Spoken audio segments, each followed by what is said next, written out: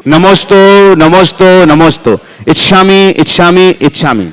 हम सीधे सीधे निवेदन कर रहे हैं आज प्रश्न के रूप में पूज्य श्री के श्री चरणों में श्री छल्लक स्वरूप सागर जी महाराज जी कि वे अपना प्रश्न पूज्य श्री के श्री चरणों में रखें। मुनीन्द्र के चरणों में बारंबार नमोस्तु। महाराज श्री 10 लक्षण पर्व में बहुत सारे लोग ऐसे होते हैं जो शुद्ध भोजन करते हैं। ऐसे में शुद्ध दूध की व्यवस्था करना, मर्यादित सामग्री तैयार करना, इसमें सामान्य से अधिक समय लग जाता है। तो कुछ लोगों का कहना होता है कि 10 लक्षण पर विशेष रूप से धर्म करने के लिए आए हैं, तो भोजन आदि में इतना समय देने की अपेक्षा स्वाध्याय करो, ध्यान करो तो ज़्यादा लाभ है। तो महाराज श्री इसमें ज़्यादा क्या सही है? भैया पहले तो ये बताओ, हम शुद्ध भोजन करते क्यों? शुद्ध भोजन करना धर्म है या अधर्म? शुद्ध भोजन करते हैं हिंसा से बचने के लिए और इंद्रिय पर संयम रखने के। तो हिंसा का परिहार और इंद्रियगत संयम, ये दोनों धर्म है या नहीं? बोलो, है ना? तो जो लोग कहते हैं कि 10 लक्षण दिन के 10 दिन हमें धर्म करने के लिए मिले हैं, ज़्यादा से ज़्यादा धर्म करना चाहिए, तो उन्हें ये समझना चाहिए कि शुद्ध भोजन करने में भी धर्म है, बल्कि शुद्ध भोजन करना मेरा पहला धर्म है, ऐसा समझो। शुद्ध भोजन करोगे तो शुद्ध भाव होंगे। स्वाध्याय में आपको क्या पढ़ाया जाता है? संयम का पाठ पढ़ाया जाता है कि नहीं? तो स्वाध्याय में संयम का पाठ पढ़ो और जीवन में असंयम का रूप दिखाओ, तो क्या होगा? इसलिए ये कहना ठीक नहीं। हाँ, शुद्ध दूध नहीं मिलता, 10 दिन दूध मत लो। क्या बिना दूध के नहीं रह सकते? 10 दिन जब लोग निर्जल उपवास करके रह सकते हैं, तो 10 दिन हम नीरस आहार करके भी रह सकते हैं। पेट को आधार दे दो। समय बचाना है तो संयम की रक्षा करके बचाओ, असंयम के साथ मत बचाओ, तो तुम्हारा धर्म होगा।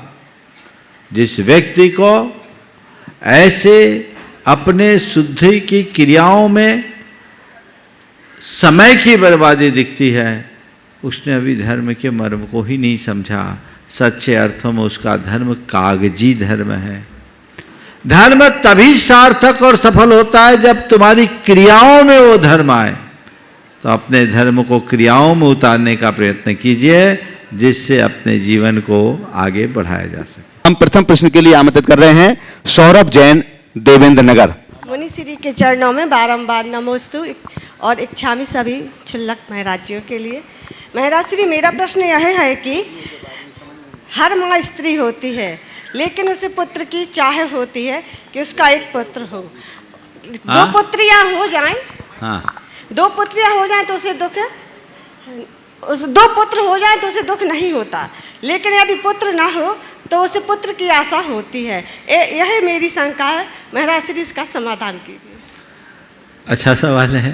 हर माँ एक स्त्री है, लेकिन उसके बाद भी वो पुत्र की अपेक्षा, पुत्री की चाह रखती है और पुत्र के अभाव में दुखी रहती है। आपका सवाल है ऐसा क्यों होता है?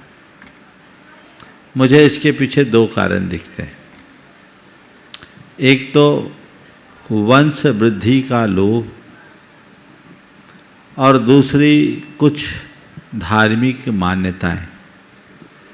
हमारे यहाँ ऐसी एक धार्मिक मान्यता थी, जैन धर्म में तो नहीं थी, लेकिन भारत में मान्यता, अपुत्रस्य का गति, पुत्रहीन की सदगति नहीं होती। उसको मोक्ष तभी मिलेगा जब उसको पुत्र होगा। क्योंकि जब तक श्राद्ध तर्पण करने वाला, जिनके यहाँ श्राद्ध की मान्यता, उनकी मान्यताओं की बात, तो वहाँ पुत्र की चाह इसके कारण प्रबल हो उठी। अरे पुत्र नहीं तो मेरा कल्याण कैसे, फिर पुत्र नहीं तो मेरे वंश की वृद्धि कैसे होगी? हर व्यक्ति चाहता है कि मेरा वंश बढ़े।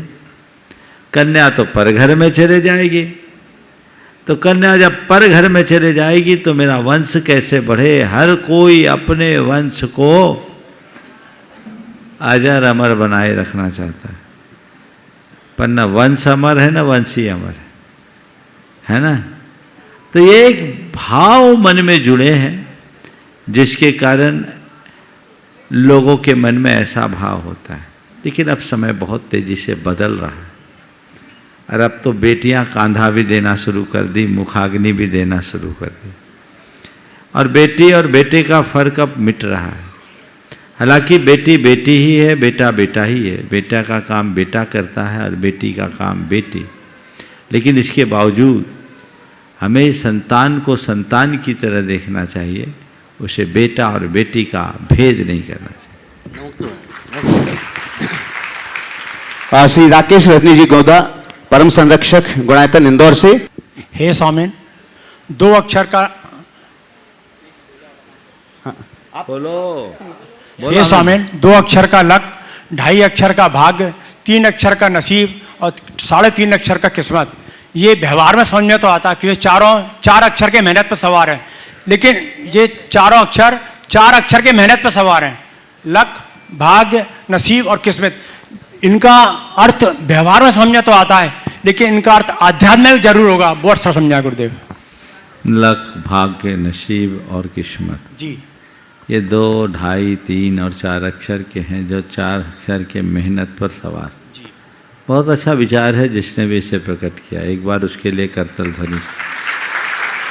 आपने पूछा आध्यात्मिक दृष्टि से इसे हम कैसे व्याख्यायित करें। यद्यपि लक, भाग, नसीब और किस्मत, इन चारों को एक प्रकार से पर्यायवाची शब्दों के रूप में देखा जाता है, और ये क्रमशः लक अंग्रेजी है, भाग्य हिंदी है, संस्कृत में भी आएगा, नसीब शायद उर्दू या फारसी है, और किस्मत उर्दू शब्द के अंतर्गत अलग अलग भाषा में इसे कहा जाता है।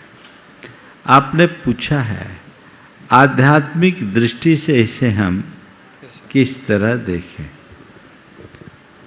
तो देखो, अगर इसकी पूरी व्याख्या करूं तो सब लोग तुम्हें कोसने लगेंगे, क्योंकि इन चारों शब्दों की 4 बातों से व्याख्या होगी। किसी दिन प्रवचन में ही इसे प्रकाश डाला जाए तो अच्छा है। गूढ़ है सर। मैं आपका लक भी बनाऊंगा, भाग्य भी जगाऊंगा, नसीब भी खोलूंगा और किस्मत भी चमकाऊंगा। जीवन आगे नमस्ते गुरुदेव। संगीता कब्बाड़ी, अकोला। गुरुदेव के चरणों में त्रिवार नमोस्तु। गुरुजी, मनुष्य संसार में 3 चीजों के लिए जिंदगी भर श्रम करता है। मेरा नाम बड़ा होना चाहिए, मेरा पोशाक सबसे अलग होना चाहिए और मेरे घर सबसे सुंदर होना चाहिए। लेकिन मृत्यु होते ही 3 चीजें बदल जाती है। नाम के आगे स्वर्गीय लग जाता है, पोशाक कफन में बदल जाता है और घर स्मशान में बदल जाता है। गुरुदेव, जो अपना है उसके पीछे पूरा जीवन, जो अपना नहीं है उसके पीछे पूरा जीवन लगा देता है, और जो अपना है उसे ही मनुष्य क्यों भूल जाता है? यही उसकी नादानी। पूरी जिंदगी वो सपने में जीता। जिस दिन उसे सत्य का बोध हो जाए, जीवन की दिशा और दशा बदल जाए। पर दुर्भाग्य है, मरने के बाद लोग मुर्दे को राम नाम सत्य सुनाते हैं। काश जीते जी ये समझ सके कि राम नाम सत्य है तो सब कुछ बदल जाए। नमोस्तु गुरुदेव। नेमी चंदन, फरीदाबाद। नमस्तु महाराज जी, मेरे परिवार की तरफ से सादर नमस्तु। सभी चुल्लक केलक महाराज जी को इच्छामी। महाराज जी, मेरा प्रश्न ये है कि जो द्रव्य संग्रह की गाथा नंबर 8 में व्यवहारने से आत्मा व्यवहारने का करता है और निश्चयने से निश्चयने का आत्मा का करता है। तो साथ में उसमें एक छंद ये भी जुड़ा हुआ है जो शुद्ध नय से शुद्ध भावों का करता है। तो शुद्ध नय का क्या तात्पर्य है और शुद्ध भाव का क्या तात्पर्य, मेरे थोड़ा दिमाग से समझ में नहीं आ रहा था, इसलिए आपसे प्रश्न पूछा। देखिए, नए की विवक्षा, नए कथन करने का एक तरीका है, एक दृष्टिकोण। जो आत्मा के शुद्ध स्वरूप को विषय बनाता है उसको बोलते हैं शुद्ध नय, और सच्चे अर्थों में आत्मा का वही स्वभाव है और आत्मा उसका ही करता है जिसे केवल शुद्ध दृष्टि से जाना जाता है। व्यवहार ने आत्मा के विकारी भावों को अपना विषय बनाता है, इसलिए व्यवहार ने से जीव को सुख दुख का कर्ता माना जाता तो निश्चय ने और शुद्ध ने में कोई अंतर रहता है। है? एक ही। एक ही है। राजेश जैन ग्वालियर आगे तैयार रहेंगे। प्रतीक वाकलीवाल रांची सेवायतन आरोग्य केंद्र। नमोस्तु गुरुदेव, नमोस्तु गुरुदेव, नमोस्तु महाराज जी। अभी अथिर संसार में सभी लोग दुखी हैं, फिर सुखी कौन? कोई तन दुखी, कोई मन दुखी, कोई धन बिन रहे उदास, दुखिया सब संसार है, एक सुखी राम का दास। चलिए आगे। नमोस्तु महाराज। प्रतीक वाकलीवाल रांची, इसके बाद तैयार रहेंगे श्री कपूर चंद जी कोटा।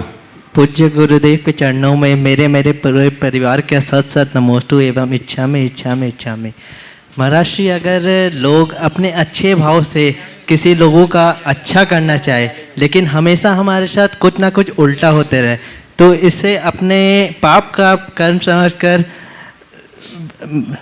उसको चालू रखना चाहिए कि हमें किसी की सहायता करना ही छोड़ देना चाहिए?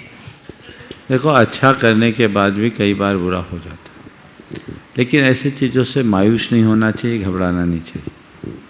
ये सोचना चाहिए कि मेरा ऐसा कर्म है और ये सब इसलिए हुआ कि मैंने अच्छा करने वालों के विषय में बुरा सोचा।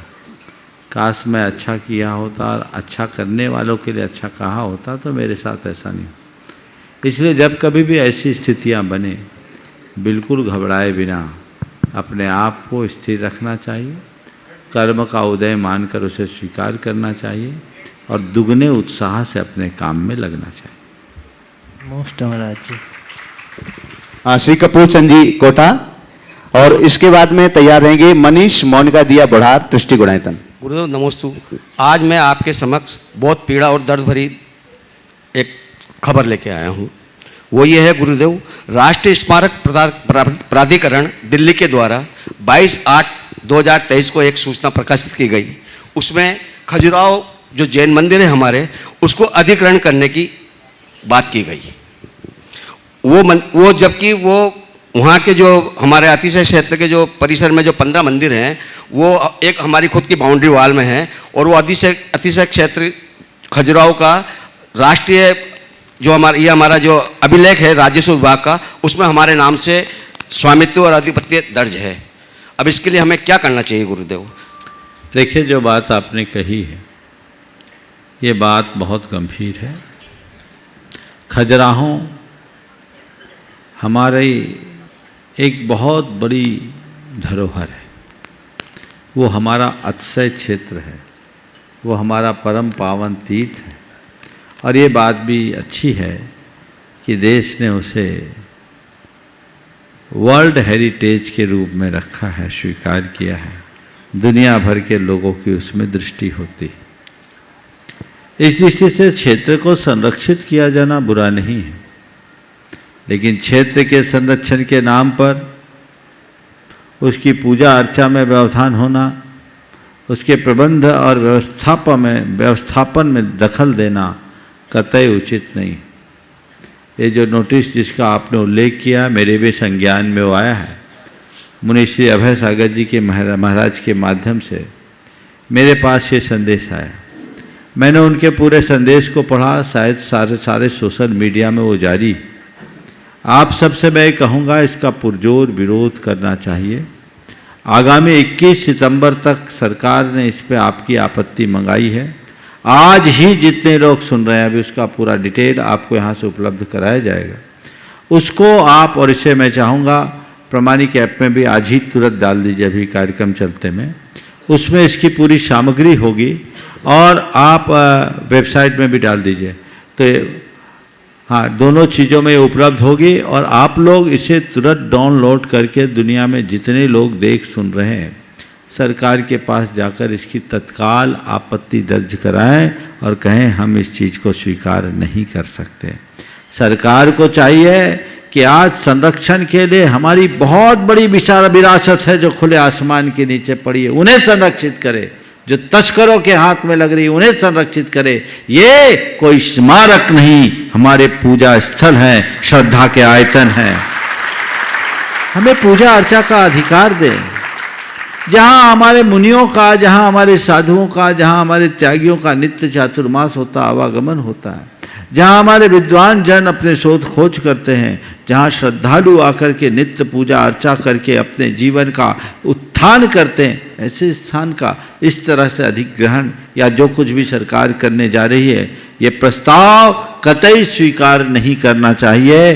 और जितने भी लोग आज इस कार्यक्रम को देख सुन रहे हैं, तुरंत पहला काम जो आपको अभी पूरी विशेष जानकारी दी जाएगी, वो पूरी जानकारी जो अभय सागर जी महाराज के माध्यम से यहाँ आई है वो लोगों तक पहुँचाइए और प्रमाद छोड़ करके इस कार्य में लगे। सरकार का जो भी दृष्टिकोण होगा, लेकिन ये हमारे धर्म हित, समाज हित और संस्कृति हित में नहीं है, इसलिए हमें इसे स्वीकार बिल्कुल भी नहीं करना है। ये हमें सरकारों को बता देना।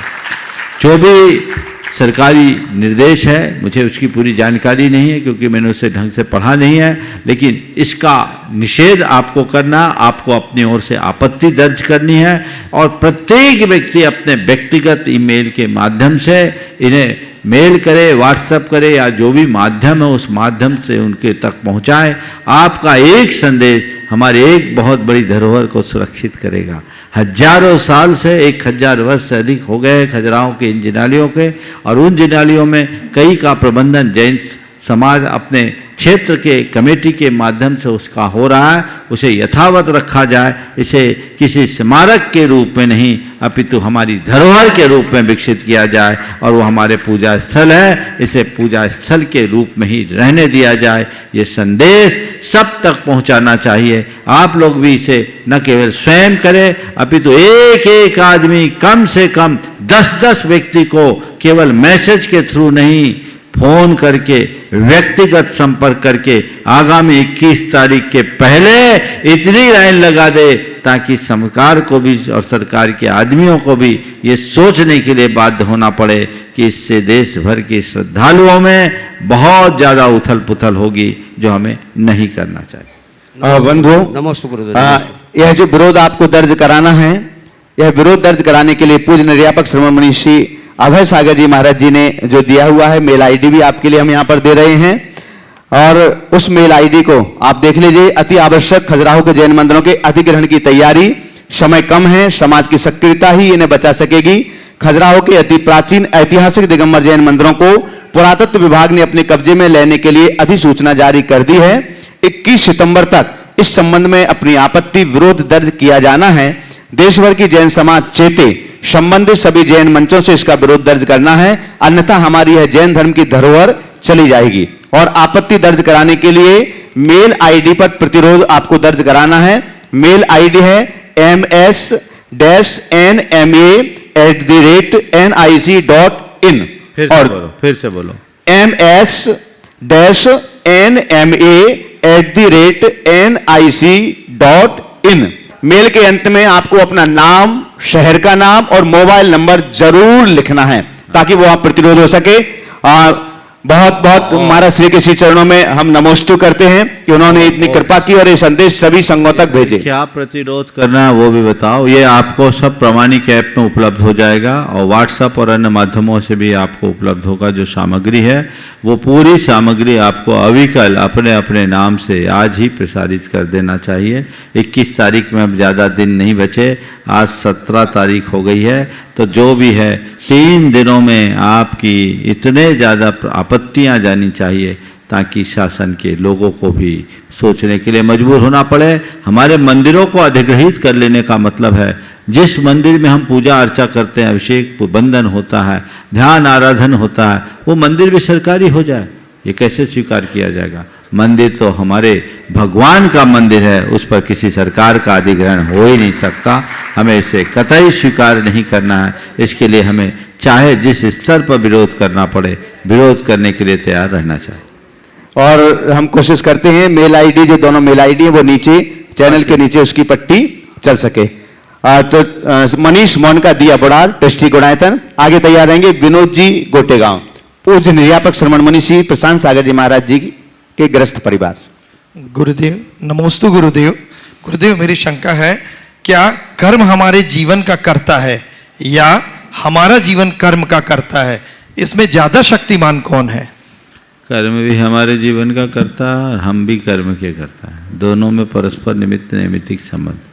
कर्म का जैसा उदय होता हमारे वैसे भाव होते हैं, वैसे जैसे भाव होते हैं वैसा हमारा कर्म बनता है। दोनों चीज़ें एक दूसरे के साथ जुड़े हुए हैं। इसमें जो जाग जाए उसका ही भला। नमोस्तु गुरुदेव। हाँ, श्री विनोद जी गोटेगांव। नमोस्तु महाराज जी, मेरी शंका है कि तीसरी प्रतिमाधारी शिखर जी की वंदना करते हैं तो सामायिक मानी जाएगी या अलग से सामायिक करनी चाहिए? सामायिक करके वंदना करो ना, और ऊपर जाके सामायिक कर लो। नीचे से चढ़ो तो अब 2 बजे चढ़ो, 1 बजे चढ़ो, तो उसका भी फार्मूला है। 1 बजे भी चढ़ते तो चोपड़ा कुंड या गंधर टोक में जाके थोड़ी एक सुबह की सामायिक कर लो। दोपहर की सामायिक का बाद में पारसनाथ टोक या जहाँ 12 बजे के आसपास बैठो वहाँ पहुँच जाओ, फिर नीचे उतर जाओ। महाराज फिर तो उपवास ही हो जाएगा। तो हम क्या करें? यद्यपि वो धर्म ध्यान है, फिर इसका यही उपाय है, जितनी सामायिक छूटे नीचे आने के बाद उतने उत्कृष्ट सामायिक करो। समझ गए? चलिए। हाँ, पुष्पा जी शौगानी जयपुर। इसके बाद तैयार रहेंगे श्रीमती चंद्रकला जी पाटनी रांची। गुरुवर के चरणों में कोटि कोटि प्रणाम। गुरुवर, कल रोड तीज है। कल के दिन राजस्थान में बहुत मतलब इतना बड़ा त्यौहार मानते हैं कि मंदिर में पहला रोट मंदिर में चढ़ाते हैं और फिर खुद भी रोटी खाते हैं। तो इसमें कोई मिथ्यात्व का दोष तो नहीं है ना हमारे? अरे रीतियाँ हैं सामाजिक, इसमें मिथ्यात्व का क्या दोष है? इसमें कोई नहीं। अलग अलग समाजों की अलग अलग रीतियाँ हैं। एक दिन रोट खाना, रोट तीज की कथा अपनी अलग है, लेकिन रोज़ खाते उससे हटकर एक चीज़ खाना ये कोई धर्म नहीं, हमारी सामाजिक रीति। और सामाजिक रीति में इसमें एक विशेष बात होती है कि इससे परिवार से लोगों का जुड़ाव प्रकट होता है। और कुछ हो या ना हो, रोट तीज के दिन घर की जो मुखिया है उसका महत्व समझ में आता है, क्योंकि ये परिपाटी है कि रोट घर की जो वरिष्ठतम महिला है वही बनाती है। ये उसकी महिमा। इसमें कोई धर्म की बात नहीं है। तुमको क्या बनाना, क्या खाना। बुंदेलखंड में है एक त्यौहार चलता है कजलिया, रक्षाबंधन के बाद। वो क्यों है? वो सामाजिक, वो उस दिन खीर बनती बिया की, है ना, सेवइयों की खीर वही बनती है ना रक्षाबंधन के। कजलियों के दिन क्या होता है? नॉर्मल है। अब उसमें लोग एक दूसरे के घर बैठने जाते हैं, जिसके घर में कोई दुख होता है तो अपनी शोक संवेदना प्रकट करते हैं। तो ये अलग अलग क्षेत्रों में अलग अलग त्यौहार है, रीतियाँ हैं। इन रीतियों को बनाए रखना चाहिए। इससे सभी समाज की सामाजिक पहचान होती है। कतिपय लोग जो इन रीतियों का महत्व नहीं जानते, इनका निषेध कर देते हैं और आजकल किसी भी क्रिया को मिथ्यात्व बता देते हैं। अरे रोट खाना धर्म मानोगे तब ना मिथ्यात्व है, लेकिन रोट खाना एक अवसर मानो तो क्या मिथ्यात्व है? रोटी खाओ चाहे रोट खाओ। और हम तो समझते हैं तीज को रोट इसलिए खाते हैं कि चौथ के बाद पंचमी से तो फिर हिसाब बराबर कर लो।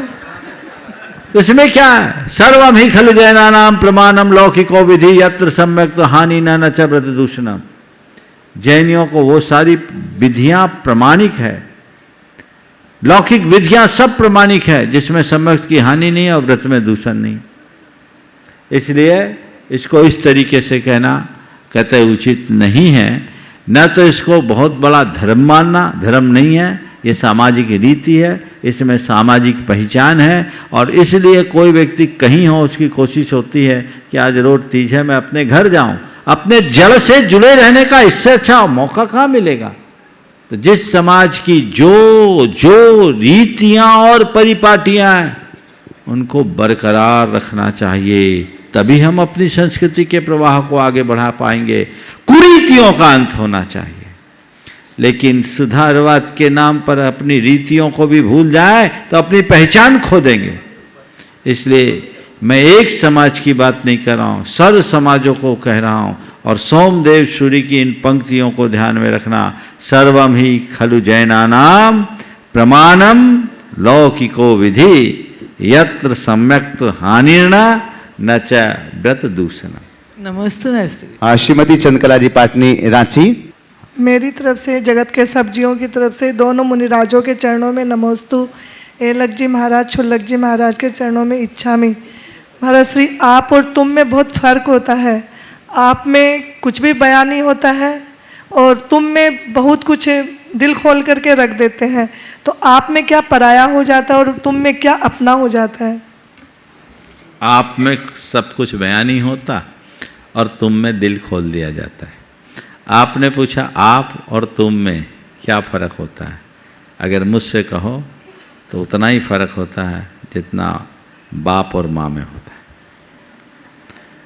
कोई अपने बाप को तुम नहीं कहता, पर माँ को तू कहने में कोई ऐतराज नहीं होता। पिता को सब आप ही कहेंगे, लेकिन माँ को तुम में अपनत्व का भाव अधिक है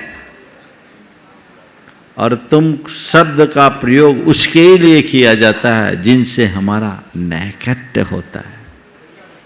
यद्यपि हमारे जीवन में, हमारे जीवन के निर्माण में माँ की तरह पिता का भी महत्वपूर्ण स्थान होता है, लेकिन फिर भी माँ से निकटता ज़्यादा होती है, पिता से कम, क्योंकि पिता हमारे मस्तक है और माँ हमारा हृदय है। दोनों में थोड़ा अंतर तो होगा। तो ये अंतर दोनों का समझकर चलना चाहिए। संजय कुमार जैन, कटनी। नमस्ते महाराज जी, मैं संजय शिदनाळे बसवाड़ कोल्हापुर से हूँ। महाराज जी, आचार्यश्री का गांव सदलगा हमारे गांव से सिर्फ 16 किलोमीटर दूरी पर है। हमें गर्व होता है, अभिमान भी होता है कि आचार्यश्री दक्षिण की है, लेकिन साथ में मन में पीड़ा भी होती है कि आचार्यश्री का विहार अभी तक दक्षिण की ओर नहीं हुआ है। पिछले साल विहार होते होते शिरपुर में चातुर्मास हुआ। हमें लग रहा था कि चातुर्मास के बाद विहार दक्षिण की ओर हो जाएगा, लेकिन हुआ उल्टा ही। विहार दक्षिण की ओर नहीं हुआ। आचार्यश्री का विहार दक्षिण की ओर हो जाए, इसलिए ब्रह्मचारी तात्या भैया के नेतृत्व और मार्गदर्शन में हर साल पद यात्रा निकालते हैं। महाराज जी, आप गुरु की मन की बात, थोड़ी थोड़ी बात आपको मालूम होगी कि विहार दक्षिण की ओर क्यों नहीं हो रहा है। देखिए, आपका है तो मैं समझ गया, मैं क्या आप सब समझ अभी मूल प्रश्न तो उनका रह गया, भावना योग की कमांड आप ऐसी कोई बताएं जिससे मैं आ रहा हूं, मैं समझ गया। तो मैं आप सबसे कहता हूं, ये भावना केवल दक्षिण के लोगों की नहीं है, मैं समझता हूं यहाँ के हर व्यक्ति की होगी, है कि नहीं? सब भावना भाव कि गुरुदेव दक्षिण की ओर जाए। लेकिन मुझे एक बात समझ में आती कि गंगा गंगोत्री से निकली है तो गंगा सागर ही जाती, लौटती नहीं। अब गंगा को उतारने के लिए तो भगीरथ आ गया। एक भगीरथ की तपस्या से वो भागीरथी गंगा जैसी लोक मान्यता है, स्वर्ग से उतर आई। तो स्वर्ग से उतारने के लिए तो भागीरथ आया, गंगा को धरा पर बहाया। अब गंगा को वापस गौरी शंकर तक पहुंचाने के लिए मेरे ख्याल से कोई भगीरथ नहीं आएगा, क्योंकि उसे पता है अगर कोई भगीरथ ऐसी तपस्या करके गंगा को लौटाएगा तो पूरी धरती सूख जाएगी। जहां गंगा बही है वो पूरी धरा सूख जाएगी। इसलिए कोई भगीरथ नहीं चाहेगा कि गंगा लौटे। अब बिना ऐसे भगीरथ के गंगा के साथ कोई व्यवस्था नहीं, तो उसका उपाय क्या है? गंगा तुम्हारे यहाँ ना आ पाए कोई चिंता मत करना, गंगा जल को अपने घर पहुंचाने का प्रयास कर सकते हो नहरों के माध्यम से। और बहुत सारी नहरें गई है, अभी भी वहां बह रही है कि नहीं? है तो वही गंगा का जल। और गंगा को अपने से दूर महसूस मत करना, क्योंकि धारा अनवरत जारी है। गंगा तुम्हारे यहाँ बहे बहुत अच्छी बात है, न बह पाए तुम गंगा में बह जाओ और अपने जीवन को बिल्कुल तार लो, ये प्रयास करो। हालांकि मेरी भी भावना है कि गुरुदेव के चरण वहाँ पड़े, पर वही सवाल है, अब कोई ऐसा भगीरथ तो होगा नहीं जो गंगा को लौटाने के लिए तपस्या करेगा। अब ये बात है एक गुंजाइश कि गंगा अभी बही है, ये गंगा तो गंगा सागर तक पहुंच गई और वहाँ उसका पूर्ण विराम हो गई, लेकिन विद्यासागर की गंगा अभी बह रही है। मैं भावना भाता हूँ ये गंगा पूरे धरा को आप्लावित करते हुए घूमकर वापस गौरी शंकर तक पहुँच जाए, घूमकर ये गौरी शंकर तक पहुँच जाए। और जब ऐसा होगा तो सबका उत्थान हो जाएगा, मैं भावना भाता हूँ। लेकिन ये काम कोई भगीरथ नहीं कर पाएगा, ये काम तो केवल गंगा कर सकती है और कोई दूसरा नहीं कर सकता। इसलिए भावना भाइये कि गुरुदेव का मनोभाव ऐसा हो जाए और गंगा घूमकर उधर भी चले जाए जिधर से वो आई थी और बीच में शिखर जी भी आ जाए। जरूर आचार्य गुरुवर्षी विद्यासागर जी महामुनिराज की। महाराज जी उनका मूल प्रश्न था असल में, बाद में था कि हम लोग सभी दक्षिणवासी भावना योगी की कौन सी कमांड दें जिससे मैं तो बोल रहा हूं एक ही भावना भाव कि गुरु चरण हमारी धरा पर आए। समझ गए? चलिए। कांता जैन जबलपुर, कांता संजय जैन जबलपुर, उसके बाद तैयार रहेंगे बसंती जैन कोटा। नमोस्तु महाराज जी। महाराज जी आज आचार्य शांति जागर महाराज का समाधि दिवस है। हम लोग ने कल प्रेरणा पाकर आजीवन ब्रह्मचर्य का नियम लिया है। महाराज जी आपका आशीर्वाद है। महाराज जी पंचायत सभा से एक समाधान चाहूँगा। महाराज जी हमने मुस्लिम समाज में देखा है कि वहाँ मोहल्ला पंचायत होती है, जो घर के झगड़े और प्रॉपर्टी के झगड़े जो हैं वो वहीं निपटा के अदालतों से बचाती है। तो ऐसी ही हमारी पंचायत सभा क्या कर सकती है कि कुछ लोगों की कमेटी बनाए? बिल्कुल कर सकती है, बशर्ते पंचायतें अपनी पंचायतें कम कर दें। जी नमस्ते। दुर्भाग्य है, मुझे आपके जबलपुर की तो नहीं पता, पर ज़्यादातर पंचायतें दूसरी पंचायतों में उलझे रहती है। वो समाज को आगे बढ़ाने के लिए सोचने लगे तो ये सब चीज़ें हो सकती। नमोस्तु महाराज। बसंती जैन कोटा। हे गुरुवर नमोस्तु नमोस्तु नमोस्तु। जीवन और मृत्यु दोनों ही सत्य है, तो क्या बीच का सारा जीवन भ्रमजाल है या कर्मों का जाल है जिससे आत्मा को गति की प्राप्ति हो? बिल्कुल, जीवन भी सत्य है, मृत्यु भी, जन्म और मरण के बीच का जो है वो भ्रमजाल का विस्तार है। जो इस सत्य को समझ लेता है वो जन्म मरण से ऊपर उठ जाता है। चलिए। हाँ, सुरभि जैन मुंबई। समस्त मुनि संघ को नमोस्तु। महाराज जी मेरा शंका यह है कि कई बार मजबूरी में हमें ऐसे लोगों का साथ लेन देन करना पड़ता है जिन्हें हम जानते हैं कि ये हमारे द्वारा दिए गए धन का उपभोग अभक्ष वस्तुओं का उपभोग करने में करेंगे या गलत गतिविधियों में ही करेंगे। जैसे डोली वाले जो हमें पता है कि वो रात में शराब पीते हैं, या बहुत सारे फल सब्जी वाले हैं जो मांसाहार का उपभोग करते हैं।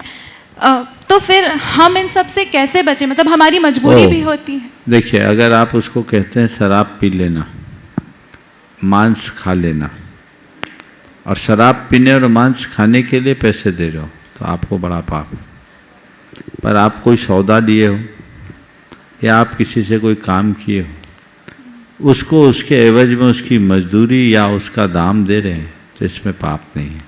अन्यथा तो बड़ा गड़बड़ हो जाएगा। हाँ। फिर तो अपने आप को बहुत सीमित रखना पड़ेगा। वही बात है। हाँ, तो इसलिए ज़्यादा दिमाग लगाना ठीक नहीं। चलिए। सपना से गई मेहरबानी।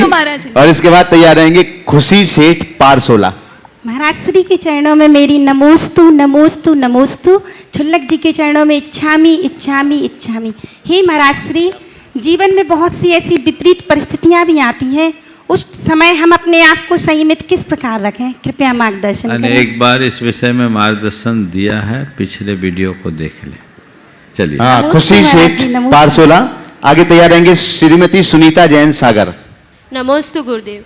हर नया कर्म करते समय मन में पहले शंका उत्पन्न होती है और उसके बाद भी भय उत्पन्न होता है, ऐसा क्यों? इसलिए कि आत्मविश्वास की कमी होती है और सोच में नकारात्मकता हो। जिनका आत्मविश्वास कमजोर होता है उनके मन में शंका आती है। जिनकी सोच नकारात्मक होती है उनके मन में भय होता है। आत्मविश्वास से भरो, सोच को सकारात्मक बनाओ। नया काम आते समय ये प्रतिक्रिया काम कैसे होगा, ये नकारात्मकता का द्योतक है, और काम कैसे करना है ये सकारात्मकता का प्रतीक है। अब ये मत सोचना कैसे होगा, ये सोचो कैसे करना है। जो कैसे करना है इस पर विचार करते हैं वे ही काम को अंजाम दे पाते हैं। कैसे होगा इस सोच में तो घबराहट आती। श्रीमती सुनीता जैन सागर, पूज्यवर मुंशी निर्भीक सागर जी महाराज जी के पावन चरणारविंद में अनुरोध करूंगा। महाराज जी को नमोस्तु, एलक छल्लक जी को इच्छा में। मेरा प्रश्न है महाराज जी, बंधन एक ऐसा शब्द है जो किसी को पसंद नहीं है, पशु पक्षी को भी पसंद नहीं है, परंतु मनुष्य बंधन रखकर अपने आप को सुखी मानता है, पर वो भी दुखी है, ऐसा क्यों? देखिए, बंधन तो सच्चे अर्थों में मनुष्य भी पसंद नहीं करता, लेकिन उस बंधन को जिसको बंधन मानता है, जिसको मनुष्य बंधन मानता है उस बंधन को पसंद नहीं करता। आपको हथकड़ी लगाए पसंद करोगे क्या? नहीं। बेड़ियाँ में बांधे पसंद करोगे क्या? नहीं। छोड़ दो, ये रिस्ट्रिक्शन लगा दे कि इस हॉल से आपको बाहर नहीं जाना, पसंद करोगे क्या? जो बंधन दिखता है वो स्वीकार नहीं होता, लेकिन जिस बंधन को मनुष्य बंधन समझता ही नहीं उसे स्वीकार कर लेता है।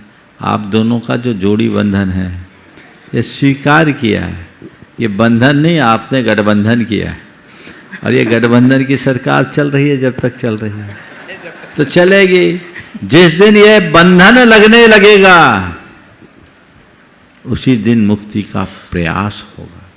अब लगने लगा, विडंबना है, अब लगने लगा, वो आखिरी में लगता है, बाद में तब तक समय निकल जाता है। अब वो सोचते तो हैं।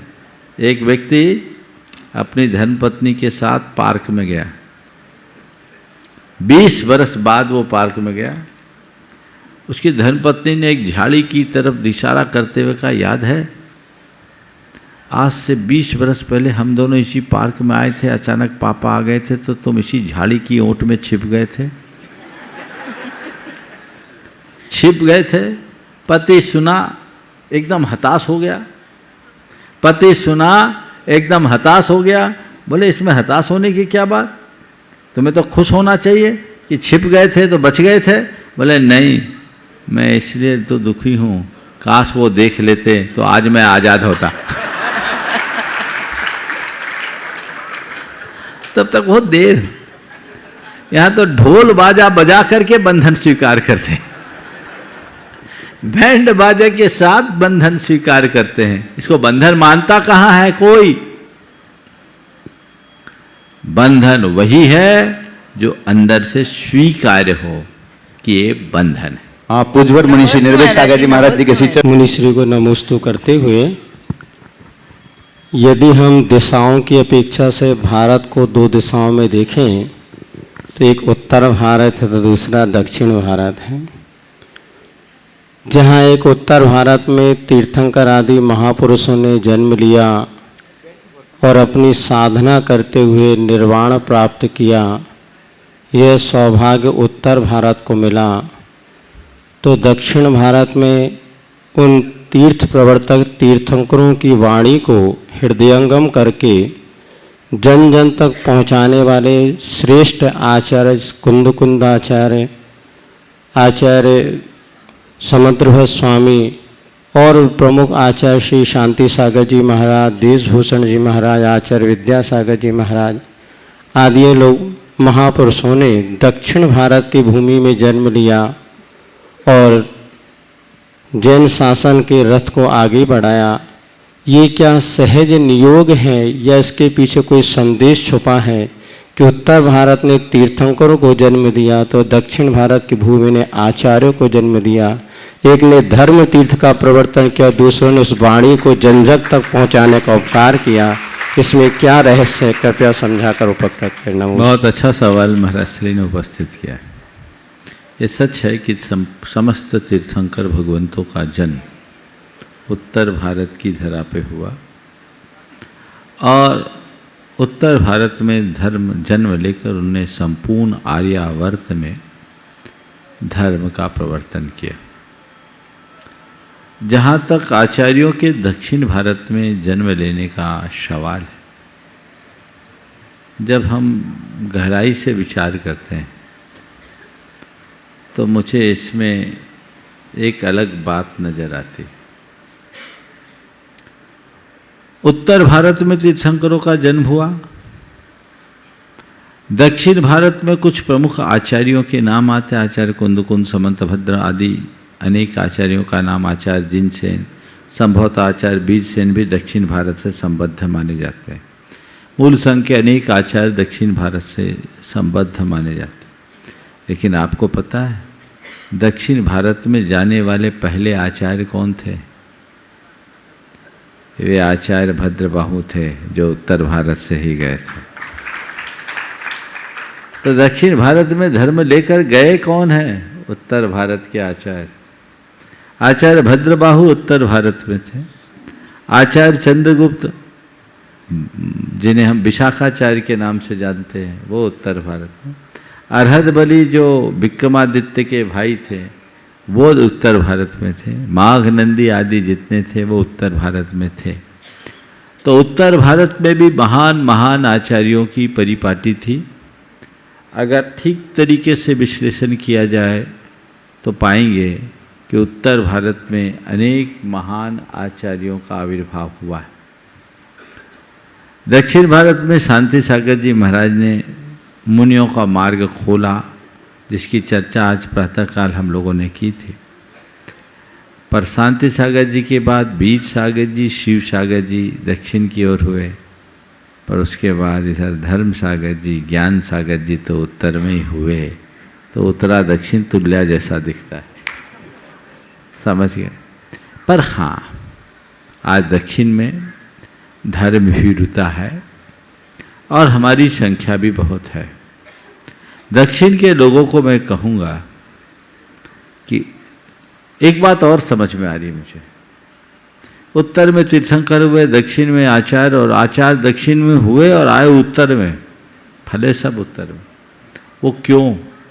मुझे लगता है आचार्यों ने उत्तर दक्षिण को एक करने के लिए ही दक्षिण में जन्म लेकर उत्तर की तरफ आए। एक हो गए। दक्षिण उत्तर का भेद बंद करो और जो जहाँ है उसे आगे बढ़ाओ। मैं उत्तर के लोगों को भी कहता हूँ कि तुम्हारे यहाँ भगवान हुए, आचार्य हुए, तो उनके मार्ग पर चलो, और दक्षिण के लोगों को भी कहता हूँ कि तुम्हारे यहाँ महान महान आचार्य हुए तो उनका अनुसरण करके आगे बढ़ो। श्री धन्नालाल जी जैन मंडी बांवारा, मुंशी अतुल सागर जी महाराज जी के गृहस्थ पिताजी। और नमोस्तु महाराज जी। महाराज जी, साल में 3 बार अष्टांग का पर्व आते हैं और उन पर्वों में हम सिद्ध चक या विधान समूह विधान वगैरह करते हैं। जब सामूहिक होता है तब तो वो मानव करते हैं, और जब सामूहिक नहीं होता तो हम अलग से थाली में ही करते हैं, विसर्जन कर देते हैं।